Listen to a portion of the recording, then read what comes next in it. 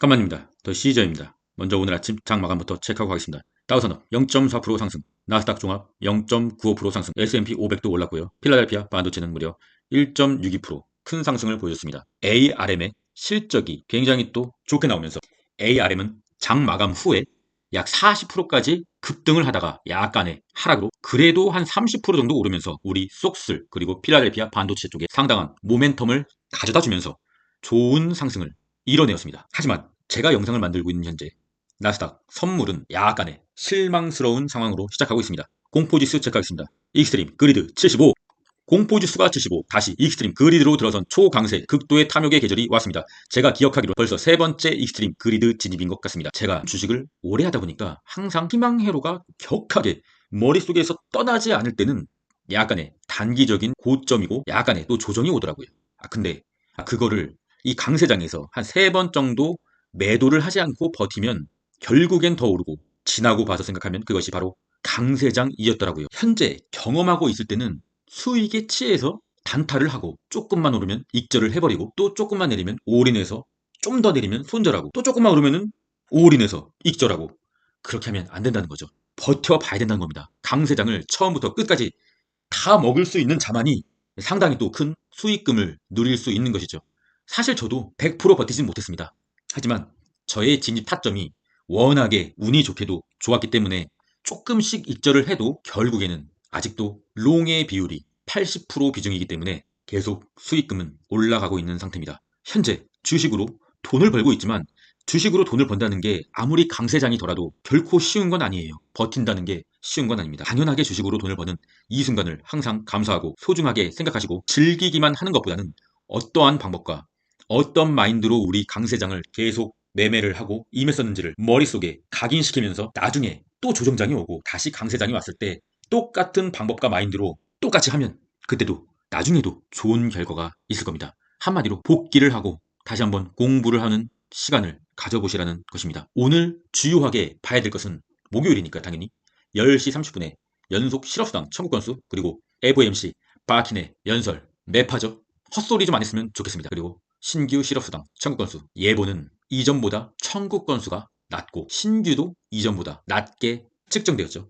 그렇다고 하면 예보만큼만 나와준다고 하면 약간의 현재 강세의 흐름을 이어갈 수 있을 거라는 생각입니다. 예보 자체가 고용이 계속 좋다고 신호를 보내고 있고 그것은 이미 시장에 반영되어 있고요. 근데 혹시나 연속 실업 청구 건수가 조금 더 늘고 신규도 조금 더 늘었다고 하면 증시에는 유리한 현상이죠. 현재는 배드 이즈 굿 역시나 배드 이즈 굿이기 때문입니다. 한번 지켜보도록 하시죠. 하지만 저번에 뒤통수를 한번 맞은 적이 있죠. 그래서 긴장하시고 결과를 한번 지켜봐 보시자고요.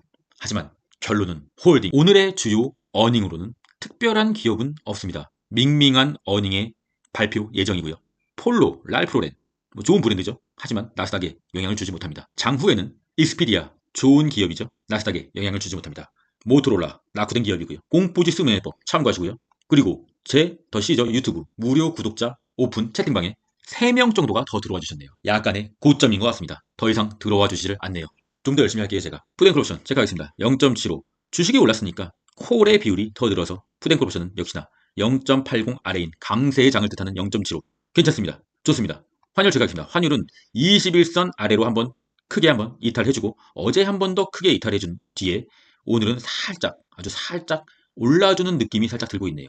하지만 여전히 장벽을 가로막고 있는 21선의 저항 오르더라도 한번 저항을 막고 떨어져 줘야 우리가 롱을 홀딩하는데 유리한 입장이라고 볼 수가 있겠습니다. WTI 국제유가 1, 2, 3, 4 어쨌든 4일 연속 상승이지만 상승 추세선이 위에 있고 저항을 막고 있기 때문에 아직은 국장의 그 종목 유가 관련주 호들갑스럽게 오르는 그 종목을 올라탈 때는 아니지만 약간의 정찰병 정도는 보내볼 수 있는 WTI 국제유가가 형성되었다. 왜냐하면 단기 박스를 살짝 넘어서는 캔들이 나왔기 때문입니다. 그리고 십자 도지죠. 그렇다고 하면 단기적으로 상승 추세선을 터치하는 그림은 충분히 나올 수 있다. 그래서 조만간 저는 또 하이에나처럼 그 종목에 진입을 한번 해보려는 생각이 있습니다. US100 나스닥 지수 지루하게 횡보했던 2주간 횡보했던 이 단기 저항선을 돌파해 줬습니다. 그렇다고 하면 제가 어제 영상에서 뭐라고 했죠? 오늘 내리더라도 이 파랑색 이제 지지선으로 바뀐 파랑색 지지선 자리에서 멈춰줄 수 있다.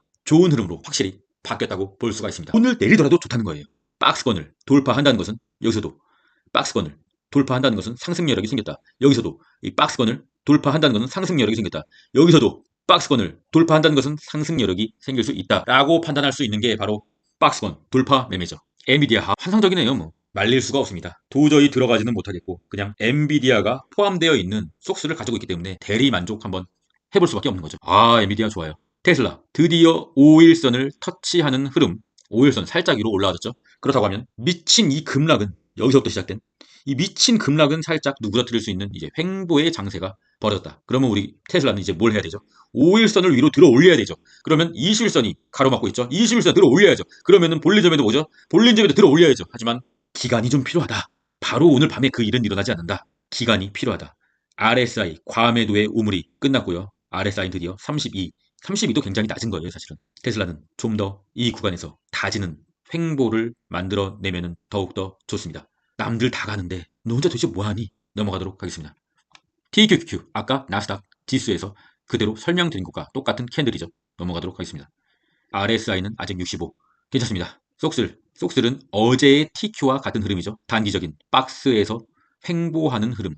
속슬도 오늘 밤 이 박스를 넘어줘야 또 볼린저 밴드 터치하러 가지 않겠습니까? 그러면 우리는 뭘 해야 되죠? 또 단기적인 약간의 소량 비중을 익절하는 센스를 보여줘야 또 기분 좋게 홀딩할 수 있는 것이고요.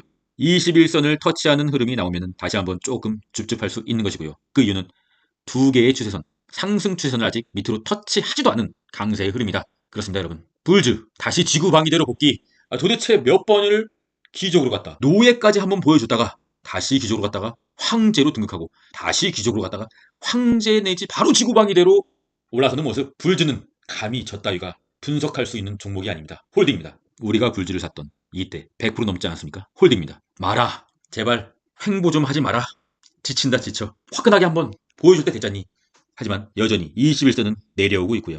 20일간 같은 수량을 산 사람들의 평단인 이 21선 곧 터치는 할 수 있을 것 같으나 여전히 내려오고 있다. 좋은 흐름은 아니다. 여기를 한번 강하게 돌파해주고 다시 내리더라도 지지만 받으면 마라도 봄날이 올 것 같은데 아직은 아니다.